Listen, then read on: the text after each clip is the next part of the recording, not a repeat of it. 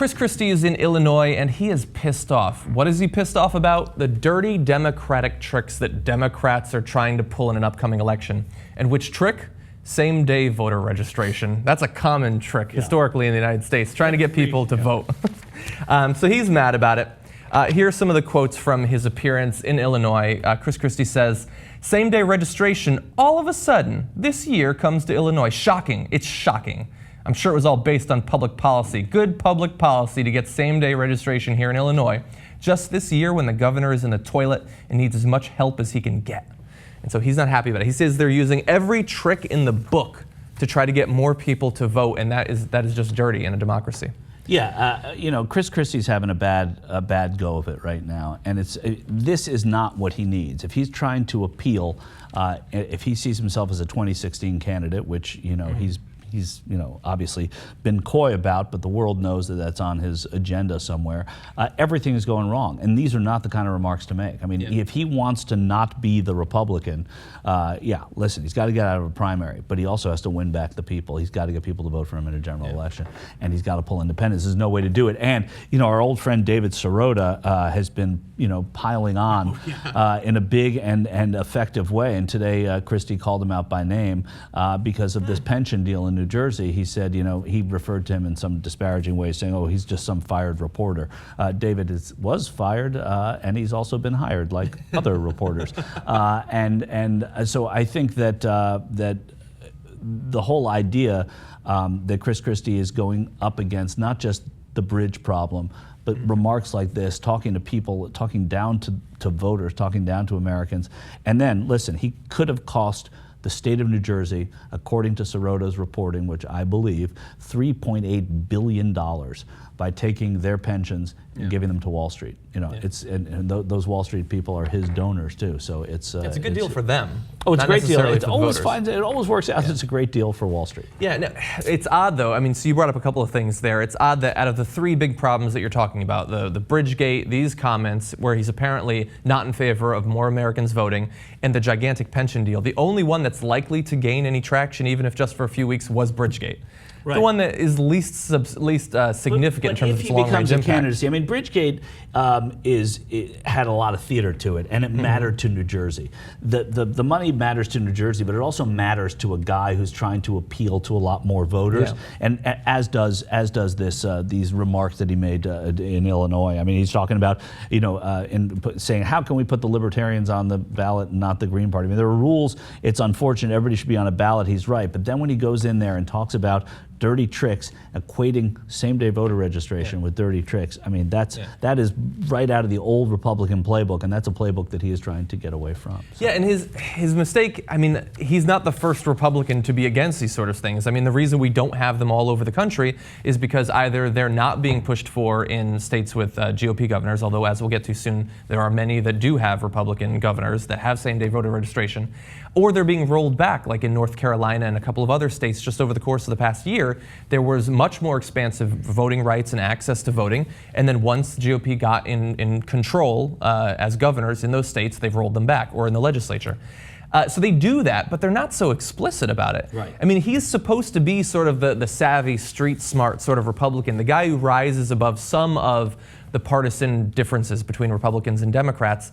But when you say that, like, you don't want Americans to vote because, God forbid, it hurt the Republican candidate, how can you try to cloak yourself in this aura of being a rogue, of not being too tightly affiliated with the Republican Party? That just seems difficult. And I don't know that it'll stick, but next year is the 50th anniversary of the Voting Rights Act, and the Republicans 50 years later, are still showing that they're on the wrong side of that issue. It's the simplest thing you can see, and they know, because there is a calculus that they can make, that the more people that vote, the worse chance we have. And it also speaks very quickly to how important is all we think about in these midterm elections and off-year elections, people who think about elections at all, and that's might just be me and John, but the people that do, that the whole point of the election is not what happens on Capitol Hill, not just the Senate, not just, oh my God, these Republican governorships that have to be undone are really, really important, because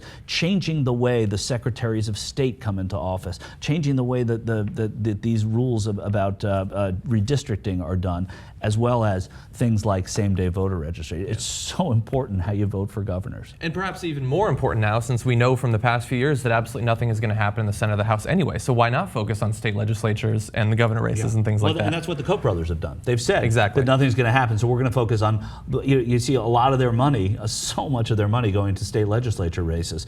A shocking amount. I mean, nobody ever cared about those races. You know, that was always in-state money. Out-of-state money did not go to to state representatives in Kentucky and in Maine. I mean, now that money's coming from the Koch brothers, and it's a big problem. Yeah. So why are we focusing so much on same-day voter registration, and why is Chris Christie so worried about it? We've got some of the stats for you. This is from research from the Wisconsin State Journal of Medicine. It was published in. You just saw that while you were reading it? Yeah, exactly. You were reading, you happened to be sitting home, kicking the feet up, reading the Wisconsin Journal of Medicine. It's like, oh, look at this, I'm going to use this on the show. I do read some journals, actually, not that particular one. But in any event, here are some of the facts. Most of the 11 states with same-day registration laws currently have Republican governors, which undercuts Chris Christie's argument that this is just a Democratic trick that they're trying to get it done. Average voter turnout is more than 10% higher in states that allow same-day registration. And remember that 10% is composed of American citizens, the people we're supposed to care about in terms of them exercising democratic rights. And 4 of the top 5 states for voter turnout in the 2012 presidential election offered same-day registration. So it does seem like it has some effects. That third point is so important because the idea of same-day registration, people who hadn't voted in previous elections coming out and getting a chance to vote, they know which way those voters skew. 4 of the 5. I mean, that's a huge reason why people are fighting same-day registration. Yeah. And finally, specific, I believe this was specifically in Wisconsin. Evidence suggests same-day registration boosted Democratic turnout in Wisconsin, but Republican areas also saw heavy use of same-day registration. It's apparently been hard in terms of political science in the past to show who benefits the most. We have ideas about who would benefit from increased access to voting rights, voting machines, expanded hours, voting by mail, and things like that.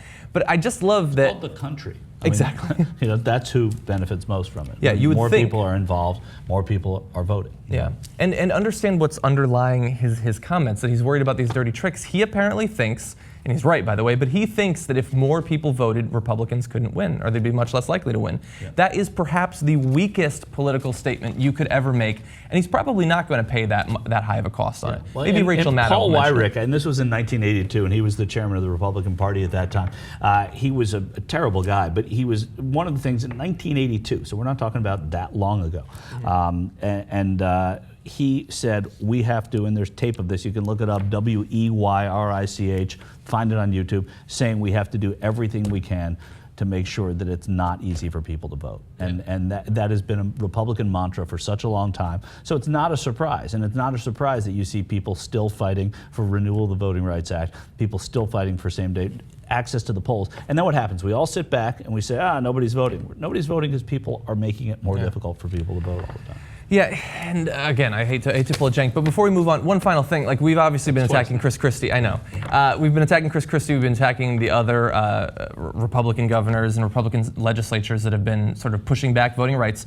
But we also have to attack Democrats, because if it's only in 11 states, that means there are a lot of states with Democratic governors and Democratic state senates and state legislatures who apparently have not made it a priority to get same-day voting registration and these other sorts of expanded access to voting rights that we've been talking about.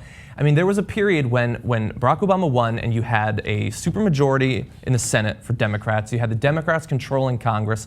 Why the hell didn't we have a national holiday to vote coming out of that? Like, they had a couple of years where they could have pushed for that. And even if it's just a callous partisan thing where you believe it'll give you the edge in elections in the near future, just do it for that reason. If it's good for democracy and if it's good for the country, I don't care if your motivation is callous and partisan. They were too stupid to even do it for that reason, let alone the fact that it just makes so much sense. We have so many national holidays, but we don't have one to celebrate what we're supposed to be most proud about in this country, which is our long democratic heritage, the access we give to regular citizens to vote and to exercise their rights. We can't even spare one day for that.